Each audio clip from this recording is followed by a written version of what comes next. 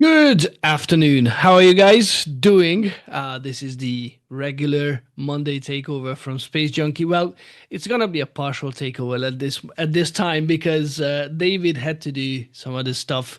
So I'm Szabi and I've got Jonathan here with me. He was usually Hello, at the everyone. backstage. Hi, Jonathan. How are you? Yeah, I'm usually the person sitting in the background pressing all the funny buttons, and now Indeed. here as well, doing some Indeed. talking, hopefully. Indeed. Felix is not with us, but still not steer away because we have really cool updates regarding Flight 11. We're going to talk a little bit about the government shutdown, and also we're going to talk about Artemis program and the competition between the moon landing between China and the US. So I think without further ado, just let's kick out with the Flight 11 because I think everybody is expecting it to happen. It's a cool stuff that finally we are so near to Flight 11. So when is it happening? That's actually, it looks like it's October the 13th. So that's So just in a week, right? just in a week time, exactly. So a week from now, we are going to gear up for a nice launch. So the launch time is going to be, so let me start with the local time. So local Texas time, 6:15. That's the beginning of the launch window. Um, that's 7:15 p.m. Important. 7:15 p.m. EDT and 11:15 p.m. UTC time. So for us here in Europe, that's gonna be a painfully late um, time. It's not Painfully late great as the last few, right? as the last few. I am really looking forward now for orbital launches because hopefully that will change. So they because if somebody is if it's not that clear, so the reason why they are launching at this time is because when they're launching from Florida, from Starbase, South Texas, it's still bright there, so it's still sunlight, and by the time it goes around half of the world and will land at the Indian Ocean, it's still the sun is already up there, so they are landing at broad daylight. So that's exactly the thought process behind this very, well, not ideal launch times. That's painful for you, isn't it? I mean, it's not great for us Europeans over here, but No, yeah, we're looking forward to that changing, hopefully. But for now, it's also always an awesome event to watch, so that's definitely fine to be up a indeed. bit later. And I think we could take a quick look at the launch hardware for Flight 11 and where it is right now at Starbase and how ready it Hmm. already is, right? Indeed. So at the moment, so the two stages that will be used for Flight 11 are the two very last um, stages of this second generation Starship. So booster 15-2, that's the name, or dash 2, is basically the booster that is going to propel the ship 38 all the way to, well, to the edge of space. And it's very unique because this is going to be the second booster which is doing the second launch basically from the Starship fleet.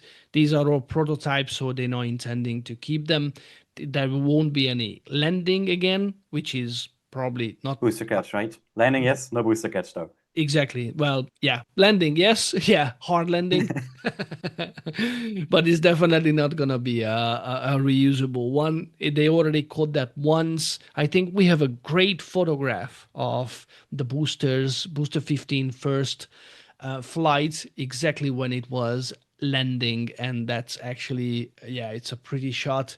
Hopefully, yeah, you will see it in a second. So this is a very successful booster, one of the two that successfully landed, or well, has been caught by the chopsticks. I think the reason behind it is because they don't want to, I don't know. Well, I can't even say they don't want to risk any damage, because once this flight is done, basically pad A is done as well. So they're not going to launch from here anymore. And there will be a big gap, but I will cover that in a second. So yeah, so booster 15-2 and ship 38. This is the two ships, the two stages that is going to take part in Flight 11. Both of them is going to be expendable. We've got a great photo of ship The ship, 38. yeah. Yep. And probably you will see that the tiling is, I think it's almost perfectly done. Yeah, I besides a don't, few places here and there, it looks very, very done. yes, but mind that there will be places they're not really trying to put tiles, just like in the previous flight. So that might be intentional. Um, right. We've got a feedback at the chat that audio is in and out. It's hard to follow what is being said. Is it my audio that is problematic, or we're gonna look into this problem if it's ongoing. Chat, please confirm if there is an audio issue, because then we're gonna take some time to fix it. um Seems fine for me. Okay, Philip says so. Probably John, it might be your end, but definitely thanks for the feedback, and we're gonna look into this. So yeah, the tiling is almost perfectly done in my opinion, and they definitely going to do the final touches, and then they probably need to fit, if it's already not fitted, the FTS, the flight termination system. Also, they need to load the dumplings. And thanks for the confirmation. There's no audio problem. Cool. So dumplings needs to go into the payload area, and yeah, after that I think there's nothing else to do but roll them out and transport them to the launch site. So Yeah. as So it Mhm, booster right now is still at the Rocket Garden, as you can see in the live cam here. Got 3 mhm. boosters there, and one of them is booster 15. To be honest, I'm not fully sure which one is which. Do you know that, Sabi? Or I do not. okay, Probably should, but if you ask me, actually I do. It's the left hand side, because the one on the left has the hot staging ring. And oh yeah, then, right. yeah, so definitely that's the one that's prepared for the flight, because they Yeah, already placed the hostaging ring on top of it. and So, that one is mhm, rolling out on Thursday, right? yeah, indeed. Yeah. Cool. And then once it's done and it's on pad A or pad 1, then fitted and everything is cool, then they're going to roll out ship 38 from Mega Bay 2. They will transport it all the way to the launch site, and the chopsticks will lift it up onto the booster. So yeah, that's the plan, and let's hope that everything goes according to the plans. There will be no delays, and next Monday, the very last second generation booster and ship will leave the pad with no problems. To be honest, I'm kind of relieved and happy that this nightmare of the of the second generation Starship is over. Look, the Mega Bay 2 door is open. That's cool. This is actually a live camera. It's a 24/7 live camera, and you can watch it at any time here at the What About It channel. So I'm very happy that this is over. I think the second generation only caused, well, almost it caused nothing but pain. Flight 7, Flight 8 is a total disgrace in terms of ship, the second stage, um, and Flight 9 was actually okay-ish, but it started spinning. And Flight 10 was the first, probably the most perfect ship flight ever, because it's done a couple of things that has not done before. But before I go into that, I need to mention that the booster done an amazing job. So I think they can be very proud of the booster and its accomplishment. With the boosters, they keep on testing and pushing it way over its limits. Obviously, the media did not pick it up as a success. The media was always talking about it as a failure, but I think it's just not fair because they don't really understand how the iterative development works. So they proved it a couple of times that they can catch a booster, and after that they were just pushing them to the limits, and they were trying things, trying scenarios which replicates if there is any problem on a return of a booster. So one engine doesn't light up and they do some counteracts, steeper angle of attack on return. They lost the booster once, so they know exactly what probably the limit of the booster is on the return. So I think these are crucial and very, very important aspects for the future of Starship. Yeah. Indeed. And if we just take a quick look at the flight events and the rough timeline uh, of Flight 11, we can see that it's basically exactly the same from the outline. Then Flight 10, ship's gonna go up, booster's gonna land, not gonna be caught, and then the ship's gonna come down in the Indian Ocean. Very simple. And Very only simple. small difference, as far as I know, is that on the booster landing, they're gonna do a slightly different engine config Correct. right before touchdown, right? Yeah, indeed. Let me just read the statement what the SpaceX was putting out. So it says Super Heavy will ignite 13 engines at the start of the landing burn, and then the transition to a new configuration with 5 engines running for the divert phase. Previously done. So divert phase, I think it means that it's not coming back to the launch site, but instead it goes out a couple of miles offshore, and previously done with 3 engines. The planned baseline for the V3 Super Heavy will use 5 engines during during the section of the burn responsible for fine-tuning the booster's path, adding additional redundancy for spontaneous engine shutdown. So it means that the future V3 booster is going to have 5 center engines, and they all gonna light up uh, just at the landing burn, and then just to compensate for any loss of engines, probably for the first few flights with the introduction of the V3 Raptor, it's going to be pretty much needed. We don't know how reliable they are going to be, but it's definitely a cool way to test the future boosters. Yeah. Yeah, so talking about Block 2 and Block 3 real quick. Flight Mhm. 11 is going to be the last flight for Block 2, of course.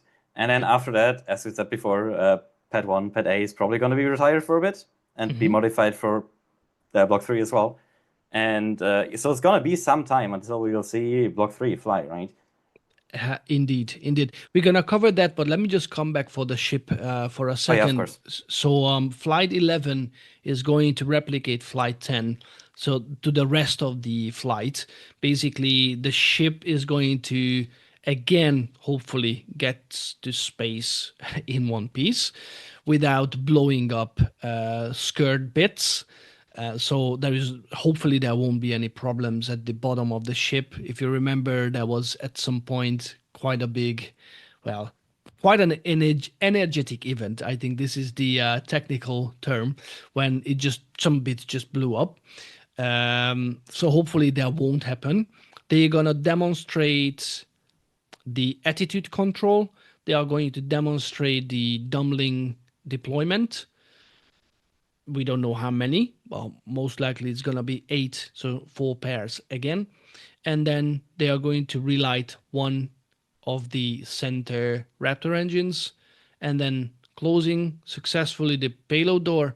And then they are testing some new, I think, not the tiles, but the gaps between the tiles and the filling material.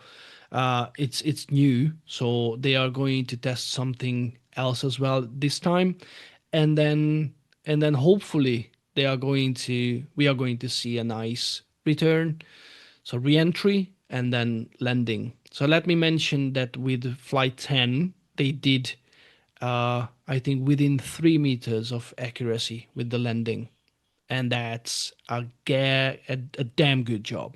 That's a fine job with this virtual sort of landing area at the Indian Ocean. So, And of course, we need to keep in mind that they were stressing the ship way more than it would need to be stressed for normal re-entry with Flight 10, and pretty sure with Flight 11 as well. So targeting those three, being as exact as 3 meters, is pretty insane. it's very good. It's very good. To be fair, for me, so let me just think. So flight 3 or 4, when I think it was 4, when 3 or 4, when the first ship was actually hold on, flight 1 complete failure, flight 2 ship didn't make it, I think flight 3 it didn't make it again, 4 maybe 5, maybe 4 or 5, when the ship was coming back and the lower flap just nearly completely fell off. It was burning through, the hinges were coming off, and it landed almost exactly like where it should have landed. And that was the first sign for me that the design of the Starship is extremely robust, because everything went wrong with that ship, like everything, and it nearly fell apart, but like a cheap suit. But at the end, it just did not, and it actually landed where the cameras were. So I think it's a great design. It just needs time to prove that it's actually going to do what it's meant to do. Yeah, V3, probably a couple Real of quick, I did just check the SpaceX website, and it is 8 satellites again. 8. So Awesome. Yep. exactly the same as last time. No change Okay. of any in-flight events. Cool. Okay. V3 is definitely a tough one, because for the V3 to fly, they need the pad on the left. That's pad 2, or pad B. Pad 2, I think the new name is pad 2. That's a different design. One cannot support the other. So I mean, the second generation Starship, which is no more after this flight, cannot be used on this second launch tower, so pad 2. So they need the new hardware. And the new hardware is, well, it's under construction. We've got a very good infographics from Ring Watchers, and you can see that Booster 18 is getting developed or being assembled, but there are some test articles like the B18.3, I think, which is like a Frankenstein style test article. They've been using this type of test articles since, I think, day one during the Starship program. And that one is actually to see how well the stress is taken by the hardware. So that's the first line of defense, if I can say. If those test articles pass, then happy days. If they don't, then they need to do some structural modifications. So far, Booster 18.3 I think it's done good with the cryo tests, but I think further tests will require, and then they can proceed with the construction of booster 18. Ship 39, on the other hand, is not in that developed phase. That's actually a little bit behind. So that's the second one from the left, and we've seen the nose cone of it, and kind of that's it. But as you can see, the ring watchers actually mark that the one section below, so the top of the methane tank section is done, and I think one part of, I think there's the bottom section of the oxygen tank. So it's getting developed. But the problem is that there is a test article. It's called Ship 39.1, I think, but I might be wrong on that. David would know it, but I don't. So that one is actually designed to test the those stress tests, or carry out those stress tests, or cryogenic sort of fueling and all the other stuff, for the ship 39. And up until that point, that they don't know 100% sure the sort of the feedback of how good the design of the new V3 ship is, they definitely not going to start producing them, because they might end up at the same sort of place where the second generation ships were. So if you remember, when they had the problem with the pogo, with the oscillation, and ship 7 and ship 8, flight 7 and flight 8 ships did not make it to space because of this vibration, then they already had a couple of ships under construction. And then they realized that the construction is not really fair and square. So at the end, they had to go back and modifying all of them. So I think they tried to avoid this problem this time. And instead of this, they are going to make sure at least that this is going to work. And once it's okay, then they're gonna build one or two. They're gonna fly it, and then they will see, how it turns out. Yeah, it's crucial how V3 is going to introduce, because if it's not gonna work out, that I think SpaceX is in Quite some yeah, trouble. quite some trouble indeed. I don't think that they can afford too much delays, although I will talk about it later. How it's not their problem that the HLS and the Artemis sort of moon landing is getting delayed, although it seems like they are the ones that they are not delivering. But I will cover this later on. Yeah, so realistically, we can probably say that for Flight 12, so the first Block 3 one, either very late 2025 or early 26, right? Yep. And also a lot of times we've been asked that when the first ship, so second stage catch, will happen. I think I would say it's no earlier than, I would probably say, flight 14. Yeah. So Because, I think yeah, what Elon always said was that it's like, if we get like one ship flight right, we'll do it in the next one. But now the next one is the last Block 2 flight, and then after that is Block 3. And then they're definitely not going to do it on the first Block 3 flight, right? So indeed. then the earliest would be flight 13, right? Yep. So that would be deep into 26 probably already, depending Yep. on how fast they are with Block 3. Yep. And then I would kind of guess that they won't do it on the first, and on the if the first Block 3 makes it, they wouldn't do it on the second one. So That's, earliest the yeah. third one, and then that would be flight 14 and so on. Yep. So I Yep. think we still need to wait a bit, sadly. Having said that, I would not be surprised if flight 13 they will go for it, if flight 12 is a success for the ship. But that's very ambitious, and yeah, but I would put my money on flight 14 earliest. It Yeah. still wouldn't go for it, but earliest, because going to orbit is a different kettle of fish. That's you know that's the point when things can really go wrong if they don't get it right. Because on the way back, they are going to fly above land, above Mexico, mostly above Mexico, because coming back on to Starbase, this is how the flight trajectory turns out. And if the ship will fall apart, this is not going to. I mean, even a space shuttle did not burn up, and that's made of aluminium, and obviously the tiling system. But this is stainless steel. Most of it will come back. So, I think they need to get it right, and there Yeah. is no point rushing it. If they just need to speed up the flight cadence.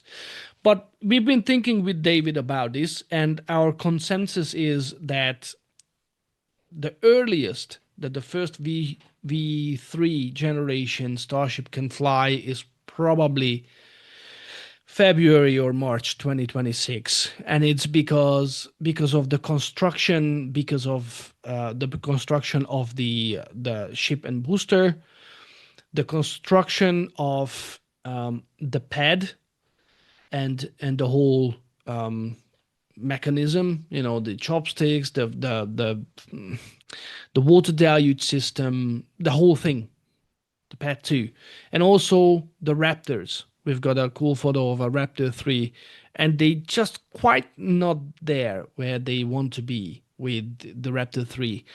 I don't think they have enough to actually equip a whole Starship just yet. So I don't know if it's already coming with 35 engines. I think it does. So the 35 plus 6 engines, that's 41. That's almost 42. So 41 Almost. engines. I wouldn't be surprised if that would be the goal.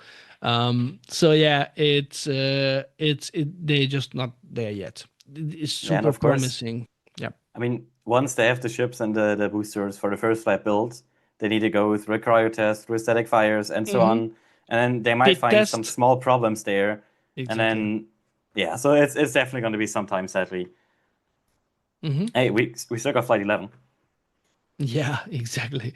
Joseph Garrett is asking, are there new towers with upgrades or the same? Do you think he's referring to Pad 2 I would guess or he's referring to Pad 2, yeah. And Pad probably 2? the tower at KC as well, because that's pretty much the same as Tower 2, right? Yeah, exactly. So this is a completely new redesign of Pad A. So instead of a pad, yes, okay, thank you. So it's instead of it's the launch pad is standing on legs. They are going to have a kind of traditional flame trench finally. So no more inverse shower water deluge system. So they go to the normal one. Uh, Flame is coming on two ends of of this design. Shall I send you a photo of it because I have it quite handy? And If you're then, going pretty quick, that would uh-huh. be cool, yeah. Yeah. Okay. Yeah, we can And start. then at some point, so with this one, there will be two quick disconnects, sort of where it gets the fuel and the oxidizer instead of just one. For the So booster, right? We can zoom in on for the it, booster, indeed. probably.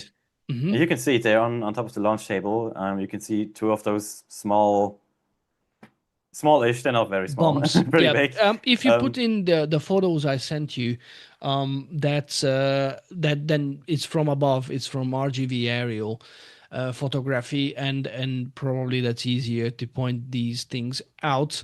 And then yes, basically that's gonna be the right stuff.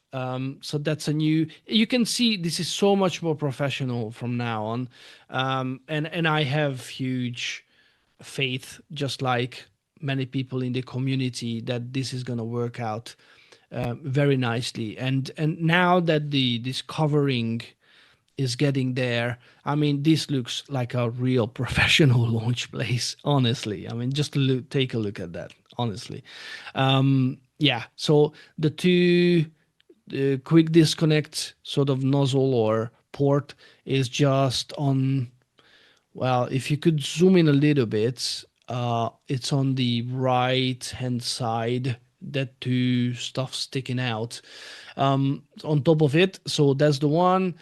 Yes, yeah, I could not have drawn it even nicer than you did. Thank you. Right. And then so the flame is coming out towards sort of 7 o'clock and 2 o'clock, or 8 o'clock and 2 o'clock, and yeah, so this is a total redesign of the previous approach. Many people say that this should have been the first approach, but I mean, SpaceX is trying cool stuff, and sometimes it works out and sometimes it doesn't. So yeah, that's how it works. The chopstick is gonna be a little bit shorter. It looks more like a T-Rex. So with a shorter chopsticks. You can see it on the upper part of the screen. They just realized that they don't need such a long arms.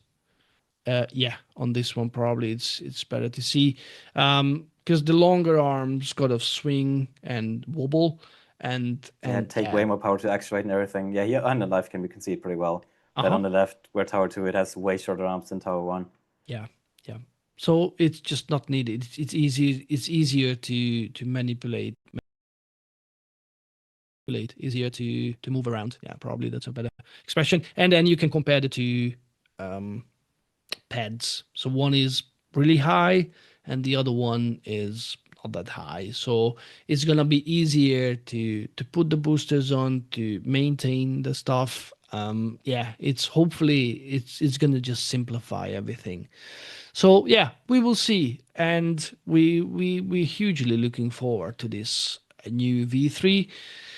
And somebody in the chat said March 26. I don't know where where the exact date is coming from, but maybe you can do a fortune teller, or just a crystal ball, or using, I don't know, ground coffee, to say the future. I don't know. Anyway, yeah. So this is what's happening. So October 13 is the planned flight date, and hopefully no delays. Roll out on Thursday for booster and Friday for the ship, and you can watch here at the 24/7 camera on. What about it? I don't know if you want to add something else for. I would have repeated the dates as well, but you already did. So sorry. I think we all said. Good. Okay. Government shutdown. Just a couple of words, because this is something not very nice. So at the moment, over 80% of NASA's workforce is just being told to stay home. Definitely not good. More than 15,000 NASA civil servants have been furloughed as the U.S. federal government just enters a new shutdown phase. In Washington D.C., well, this is just crazy.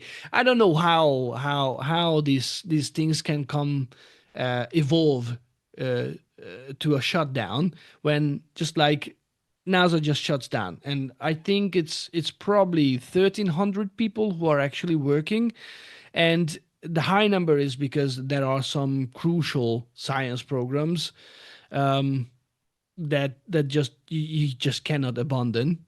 For instance, yep, go for it. One quick thing. I can probably will quick just say what the government shutdown even is for everyone that's not from the US, probably. Okay. Because that's something I would usually not see happening in Europe, probably, and some other parts of the world. So basically what it is just that if the Congress fails to pass some funding for some bills, then everything that's not super essential is going to be shut down for a while. And that's basically what's happening right now. Indeed. Yeah, so up until they are going to pass this new funding, then it's a shutdown. So nothing is moving, nothing is happening apart from crucial um, programs like the International Space Station. There are people up there, so it's not like Houston, are you there? Houston, Houston, Houston, Houston. So, okay, Houston. so that cannot happen. Um, and also, some work is going on with the Artemis 2, which I'm going to cover a little bit more in detail in a second. So yeah, I don't know when they're gonna resolve. They say it might be days, it might be weeks. Hopefully, it's gonna be resolved sooner than later. But this is not good for anyone. Luckily, for rocket launches, this has no effects, and so a proof that for that is there was a Falcon 9 launch not too long ago, and there are some planned for tomorrow and I think the day after tomorrow. So luckily the rocket launches are not halted. That would be a real pain in the backside if that happens. So yeah, I just thought to mention this because it's quite important. And to be fair, if it goes on for long enough, then it might affect Artemis 2, because at the moment there is a planned launch date for Artemis 2, I think early February, and at the moment nobody really knows that what is going to do what is going to happen if it's going to be delayed. Yeah, these are the launches for the next few days, so you can see that Starling, Kuiper, um, yeah, that's a Chinese, but that's not related to us, and then another Starling. So within a Yeah, so week, three there's definitely Starling. stuff flying. Exactly, exactly. Yeah, the other one that I'm going to cover is there's an interesting article from Eric Berger in Ars Technica, and yeah, that article is actually very important. So this is not the article yet. Let's just go back to a photo about the SLS. This is something that I'm gonna mention, which is very important in my opinion. So it's about the Artemis program, because if you think about it, there's a race, a space race at the moment going on for landing on the moon, and China is. It looks like China is pretty strong about this, and it looks like they are proposing to land um, Chinese taikonauts on the surface of the moon by the end of this decade. And at the moment, it's not entirely clear that the Artemis program, so Artemis 3, is going to be able to do just that, and ideally before the Chinese. So to understand that exactly why um, NASA and the Artemis program is struggling, I'm gonna use his article, so Eric Berger's article, to actually highlight the problems. And to be able to do that, we need to understand that what is going wrong with the Artemis program. So they have problem with some legacy problems and political interference, as always. So after 2003, when we had the Columbia disaster, NASA was actually seeking for a completely new vision to become kind of um, trapped in cycles and of politically driven projects. So they came up with the constellation program, Ares 5 and Orion. Ares 5 was almost identical to SLS, and and it was determined under the Bush president, and it was quite underfunded and poorly managed. So yeah, that didn't go that far. So then the Obama administration tried to learn, uh, but actually lean on more commercial competition and cheaper access to space, and that proved to be a really smart move. To be fair, unfortunately, Congress resisted to protect established aerospace companies and jobs.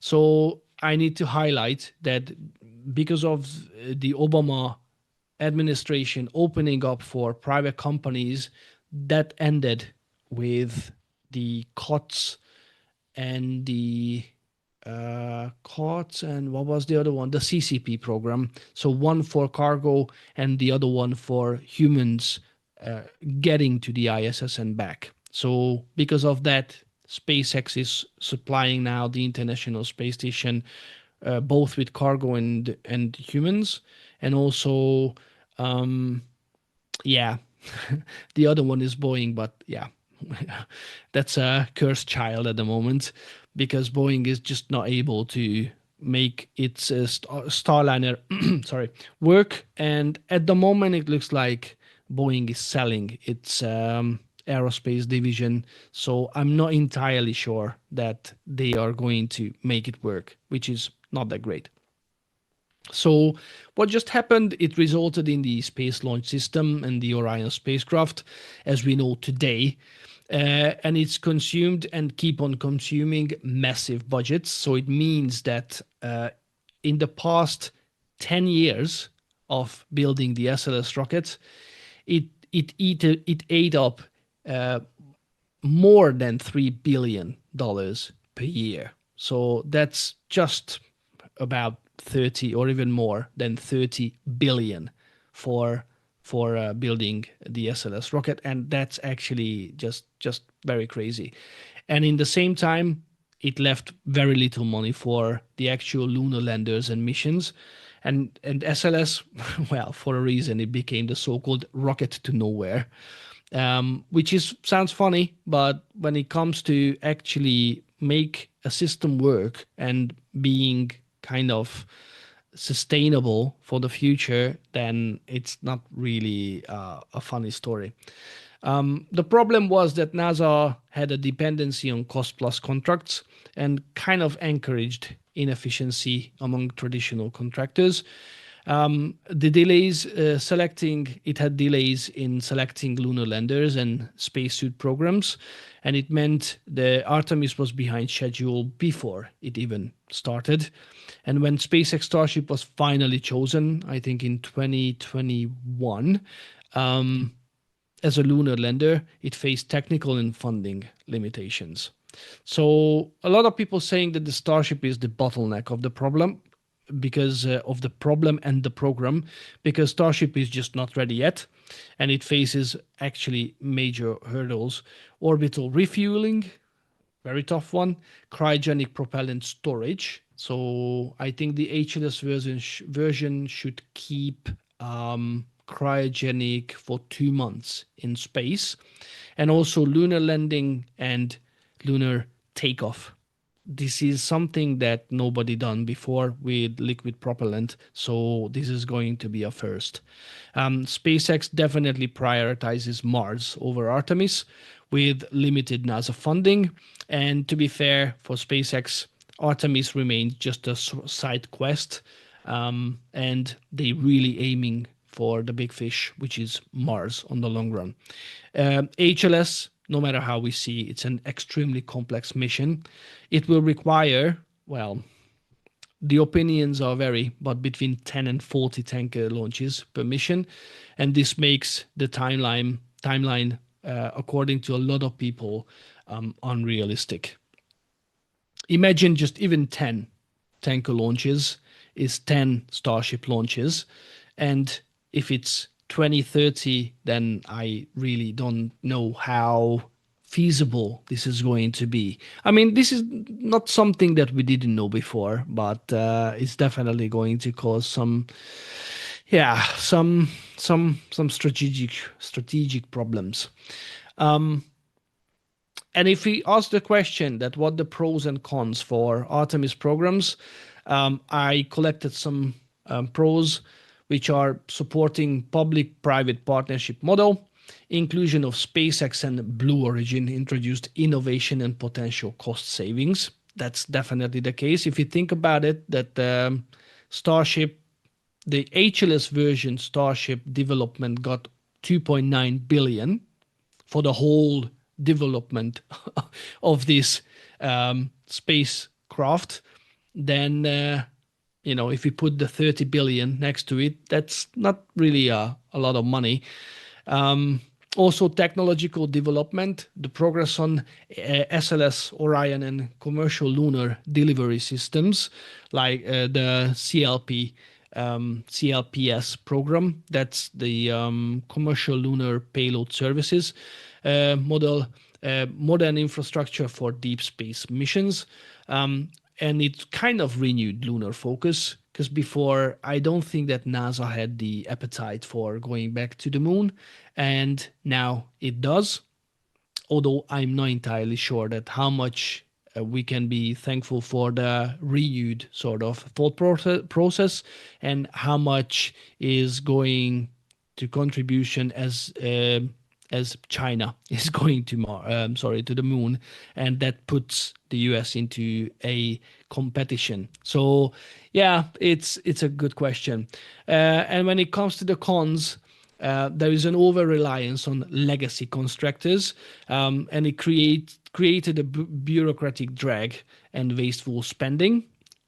With this particular rocket, it cost 3 billion each at the moment. They say the price will come down later on, but what for me the biggest beef is definitely the mobile launcher. That just more than 3 billion for a platform to launch a rocket. That's just unacceptable in my opinion. That's stuffing legacy contractors with money. Also, there were unrealistic timelines, constant political resets, and funding misalignment. It just simply just delayed the execution, no matter how we see it. And the problem became that the single point failure became SpaceX's unproven Starship, because the NASA was choosing Starship as a lender. But the problem with that is that just what I mentioned, that that it's a complicated stuff. And also, to be honest, from the three contenders, this was the only feasible one, because I think the next one, the cost was over like 5 billion. So by far, SpaceX was the cheapest from the three proposed lenders to the moon. Yeah, small budget lenders. So it's an underfunded innovation. Small budget lenders for budgets for lenders and spacesuits just slowed down the actual mission progress. And Eric's most important bit, in my opinion, from the related article is that after 20 years, Orion, the spacecraft, appears to be ready for carrying NASA astronauts out to the moon. After 15 years, the shuttle-derived rocket appears to work, and NASA spent 3 billion a year for 10 straight years to build SLS rocket. And after 4 years and less than 1/10 of the funding, Starship is not ready to land humans to the moon, and it won't be ready for a good while to land people on the moon. Very important to highlight that 30 billion price tag for the SLS, it comes from not a completely new design. So it's not like Starship, that they start from scratch and they actually building a completely new system, but actually it's using the space shuttle systems RS-25 engines. It's using almost an identical design of the solid rocket boosters, and the tank actually is the same diameter as the the STS, the space transporting system, so the space shuttle system. So they kind of using a lot of already available parts, and still we get this enormous price tag on it, which is just, I think it's just madness. So fun side note here is about the engines. It's actually not just the same engine design. Some of the engines flying on Artemis are actually actual engines that flew on shuttles back in the days. So they're just engines that are like 15 years old and so on. They're still flying on Artemis today. Yep. Indeed. This is just crazy. And I don't think that this price tag can be explained. I mean, a lot of people are saying that the SLS program is actually a very successful labor project. So to create a lot of positions, work for people, so employing people. And I understand that if you are a governor, that's really your one of your priorities. That in your own state, actually, you are trying to create jobs for highly qualified and highly trained people.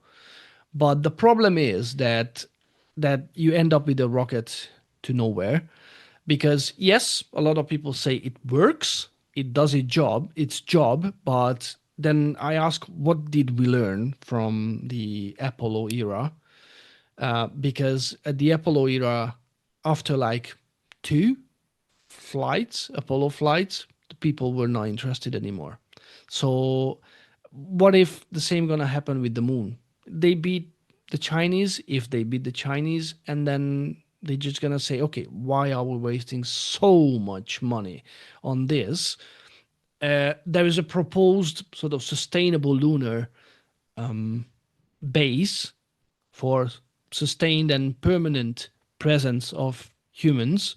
But with the current sort of, as we see with the International Space Station, the current administration is not planning to have constant presence, human presence, American human presence in space. So instead of what's been going on for the past 25 years in the ISS, that there was always, like always, at least one American and one Russian astronaut on the ISS. With the future commercial space stations, they are planning to do a month-long mission and then a break, and then another month-long mission, and then another break, if I understand it correctly. So that's really not something that's, I think, helping technology development. There's a reason why the ISS is called an orbital laboratory, because there is so much science is happening on there. Okay, to speed up, because we're going to run out of time. According to Eric Berger, there can be adopted two different strategies, or a dual track strategy. So keep supporting SpaceX's Starship, but adding Blue Origin's Mark 1 to the equation. The modified Mark 1, I think there is one photo in that article I mentioned from about Robert Zubrin. If you scroll down a bit, there is a photo of the Mark 1 Blue Origin, because supposedly they want to give to this particular spacecraft a chance. Why it's weird is because they have the Mark II version, Blue Origin's Mark II lunar lander, and maybe there isn't. Then I was wrong. So there is a proposed way to do a human lander, but that's the Mark II, and that's like nowhere. And Mark 1 is kind of getting ready, but that's for cargo. And I don't really think that they can modify it the way that they will be able to actually send, well, like using it to beat the Chinese. So that this is what they try to do. That's not a bad proposal, but I don't see how they can actually do that in time. Obviously, having another lander at the disposal, it would give NASA redundancy, and it might speed up the readiness. Also, NASA should reduce SLS Orion cost overruns, and it should redirect funds to commercial lunar space systems, like commercial lunar payload services, the CLIPS program, and lander development. Also, they should scale up the CLIPS into a competitive sort of price-based lunar program to stimulate multiple private solutions. I think that's a very good idea, and I really like the idea. Also, NASA needs to start focusing on achievable near-term goals, small-scale landings, and sustainable lunar infrastructure instead of, well, over-ambitious mega projects. In my opinion, the most important should be stubby Starship, and this is the point when the starboat should be introduced to the conversation. This is my beautiful design. This is I cut a Starship into two halves and shortened it.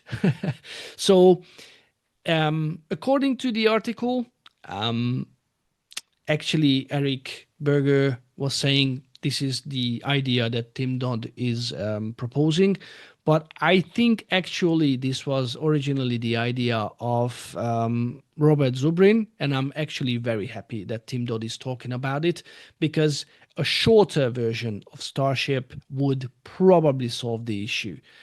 It's a brilliant idea, having a smaller Starship. He calls it a starboat, um, and so less effort to fill up with required cryogenics. It's less mass to lift up, uh, not just from the Earth, but from the surface of the Moon, and probably in the future from the surface of Mars. And I think currently the current version of the Starship is definitely an overkill for the human landing plans. It's just too tall, and it's so not ideal when you go to the South Pole. The South Pole of the Moon is very, very, I could say, not flat. So it's the terrain is just not supporting the idea of a very tall vehicle. So I don't think it's a good idea. Also, the NASA should shift from cost plus contracts to fixed price contracts, milestone based contracts, and it should reward the performance and innovation instead of just the cost plus type contracts where it just keep building up and building up and building up. That's the old space, and I think NASA should focus to new space, and they also should encourage cross collaboration between NASA startups and probably allies, rather than just relying solely on legacy aerospace giants. So I I kind of understand and the problem where Artemis is, and there is no easy way out. And probably this hesitation would cost NASA the first place on going back to the moon. I mean, they've been, but there is this new space race with China, and this sort of competition is getting tougher. A lot of scientists were banned from working at NASA. A lot of students were banned, and it looks like there is a cold war in space building up between the U.S. and China. So it's not promising, and I have a feeling that China will beat in this race the US, but we will keep a close eye on the developments, and yeah, be looking forward to what's going to happen. Yeah. Jonathan, sorry, I kind of talked a lot. That's like you definitely knew way more than I did for that last topic. So, Yeah, it's not easy. I don't know. I did not check the chat what the people were reacting to what I was talking about. HLS is an epic money funneling system. I think you wanted to say SLS, because HLS, again, HLS was the cheapest of all the three proposed. So I think that was the national team led by Blue Origin. And then there was the third one that was Dynetics, I think, with the I'm pretty sure alpaca. Dynetics, yeah. Yeah, and probably the national team was the most expensive, but by far SpaceX was the cheapest. So I do not know that what NASA should have chosen, because they must have choosing kind of a lender, and they should have gone with one idea. They could not just keep it hanging if they really want to make it happen by the end of this decade. And I think they chose the right one. But I mean, 4 years of Starship development compared to 10 years or 15 years if we talk about the idea came of the SLS, and And yeah, 20 years for Orion. So Starship, I mean, that could have been a miracle if they come up with a working solution in like 4 or 5 years without no hiccups. Yeah. But in the same time, we definitely are not happy for 2025 in terms of Starship. I think they are way behind where they wanted to be. I think this year they wanted to introduce V3, but at least this year they wanted to go to orbit, and that did not happen. Um, Refueling or demonstration of refueling should begin next year. They should start launching starships like every 2 3 weeks at least, because otherwise I don't see how they Yeah, I gonna mean, go forward. Elon did at some point say that the plan was at the end of 2025 to launch a Starship every 2 weeks, which we're still very, very, very far away from. Hmm. Especially with no more launches after Flight 12 for this year, probably. So yeah. Hmm. Indeed. Um, you know, we are running Space Junkie in Hungary, and we are kind of in a similar position where what about it is, but in a much smaller country, and and and we can see the comments from people, and I can see how divided some people have full faith in whatever Elon Musk is saying, and there are the skeptics on the other side, and there are some people in between who are trying to be balanced in terms of the opinion and being realistic, and it's very difficult to be both, or actually staying in the middle, because at some point, what Elon is saying is irrelevant. He promised so many dates, but in the same time, the Starship program has massive achievements already. I mean, this is a big as rocket. It's huge. Yeah. And having such a controlled flight like during Flight 10, that's a massive step forward. Massive. And I believe in Starship. I think once it will be there, I mean, in a developed phase, it would change space travel as we know. Expendable easily 150, 200 tons to low Earth orbit. Yeah, that's a game changer, no matter how we see it. So, yeah, it's cool. It's cool, but I try to approach this question of developing the Starship not from the moon race, the aspect from the moon race, because then it's easy to get lost and think about Starship as a failure. I think Starship should do its own pace. If moon landing will happen before China, cool. If not, still focusing on the bigger picture. Yeah. Yeah. Yeah. And Stephen Lewis says the impossible just takes longer. I think that's a perfect ending of today's show. Anything else? Probably, Jonathan, you would like I to think add? that's all. Okay, okay. So yeah, thank you very much. Sorry if I rumbled too much. I hope you liked at least a bit of it. I tried to bring you a good sort of coverage of what's going on with the Artemis. Obviously, the government shutdown is not happening. Sorry, it's not helping to the program of Artemis 2 mission. So let's hope the issue gets resolved very soon. And let's hope that next week we're going to see a beautiful Flight 11, because that's the short-term plan. So yeah, probably we are not be back next week because obvious reasons, i.e. the Flight 11, but stay tuned, definitely. And yeah, we come afterwards and probably we're going to summarize what happened. Yeah, thanks for tuning in. Smash that like button if you like what you heard. Definitely subscribe to this channel. And I see you next week. I won't see you next week, but have a good Flight 11. Enjoy it. And let's hope that it's going to be a repeat of Flight 10, a successful repeat of Flight 10. Take care. Yeah. Yep. Have a good Bye-bye. week. Take care. See you guys. Bye bye.